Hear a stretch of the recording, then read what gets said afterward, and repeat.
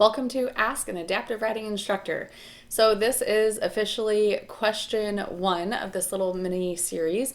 I've been getting a lot of wonderful questions from fellow instructors about therapeutic or adaptive riding, and these questions have been submitted via email, text, through the Facebook Messenger, and I thought instead of taking the time to write it up and send back the answer to the person who asked, I wanted to make little videos answering these questions, because usually if one person has a question, there are several other people who have that same question as well.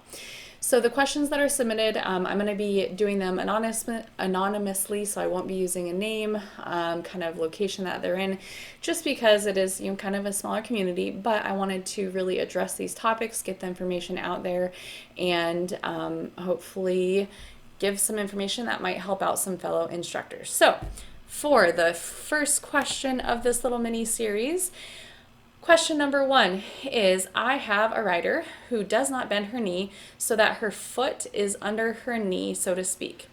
It is more by the shoulder of the horse, and I do tell her to bend her knee and it works. One of the other instructors I work with thought that it might be due to longer stirrups, and I'm going to check this out next week, but it is a constant problem that we're having issues with. So this question is asking about a rider who does not bend their knee so that they're getting the more proper alignment. So ear, shoulder, hip, heel. This issue is seen a lot, so you are not alone, instructor, who submitted this question, and that was one reason why I wanted to do this series, is because, like I said earlier, if one person has a question, most likely another person has a question as well. So initially reading this question, kind of the thought process that goes through my head is, one, I've never seen this rider, so please understand that all information and suggestions given are based off of kind of general guidelines that I would follow, but it might change depending on what I would see in that moment and how that rider reacts to hands-on change to the tack or their foot location or their lower leg location, or how they respond to verbal cues. So this is kind of just a baseline response of where I would start and kind of go from there to troubleshoot this very common problem. So a rider who does not bend their knee and they kind of are bracing out and pushing their leg forward, or what we call kind of skiing in the stirrups, first thing that comes to mind is that the stirrups are too long. So I would agree with this instructor that submitted the question that said where the other instructor thought it might be due to longer stirrups. I would agree and guess that that rider probably has their stirrups set, could be anywhere from 1 hole to 4 holes too long. And one of the reasons why our students take their foot and push it forward when their stirrups are too long is because if they were to take that lower leg and bring it back underneath of that hip alignment, they would actually lose their stirrup most of the time. So unable to try to keep their stirrup on their foot, they're reaching and diving down into those stirrups to try to keep that stirrup on their foot. So usually, if you have a rider who is pushing their foot forward and not able to bend their knee, step 1 would be to look at the stirrup length. You might have to play around with this a little bit. I've shortened stirrups, 3 holes before. I've shortened them 5 or 6 holes before, 1 hole, and you kind of just have to see how that rider responds and how their position changes. And you might want to do a lap around at the walk after you've changed it and looked at it from a halt as well. So that is kind of thought number 1. Thought number 2 would also be, what is this rider, what's their diagnosis, how does their body process the environment? So being an adaptive or therapeutic riding instructor, we often work with individuals who have some type of sensory processing disorder.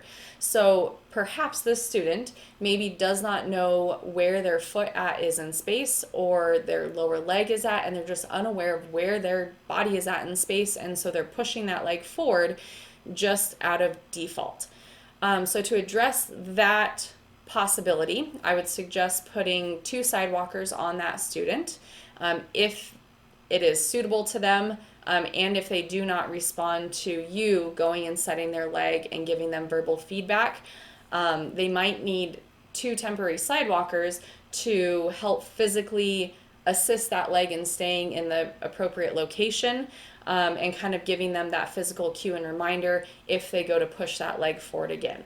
Some students, you don't need to put two sidewalkers on them to physically help them address that lower leg problem. Sometimes if you as the instructor go hands-on with that student and change the lower leg position, say, this is where I want it. So when I say, can you move your foot back underneath your hip, or let's fix our lower leg, this right here is what I want you to feel, and this is where your leg needs to be. Sometimes when we tell our students what to do, they don't understand how to get their body in that location until we physically go hands-on with them. So that's kind of thought number 2, is maybe the student isn't aware of where their body's at in space, how to fix it, and what that should actually feel like when they're riding. Thought number 3 that kind of popped in my head as well is the student maybe feeling unsettled with their foot only pressing on that tiny little stirrup bar.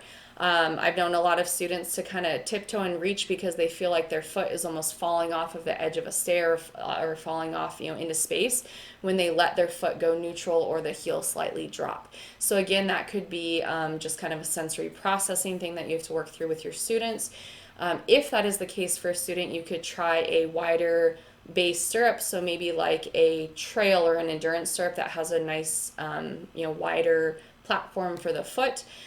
You could try maybe more of a tapadero style stirrup, or a covered stirrup that maybe again has a little bit wider base. Make sure that that cover goes all the way around the front of your stirrup though, and doesn't have a gap for the foot to slip through and get stuck.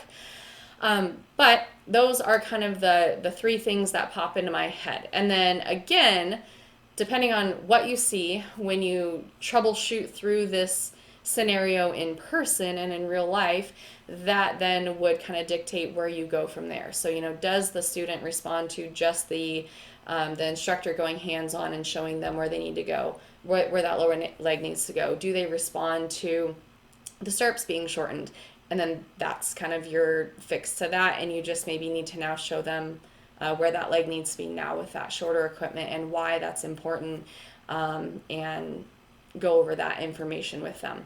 Or maybe we need to see if it is something with that student's unique way of how their body processes the world, and how they feel in space, and see if we can kind of work around that and accommodate that, and see if we can make them feel a little bit more comfortable or secure in the saddle.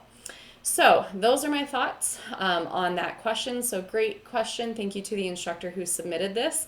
If you have any questions that you would like to submit, please email them to saber.p@hooffallsandfootfalls.com.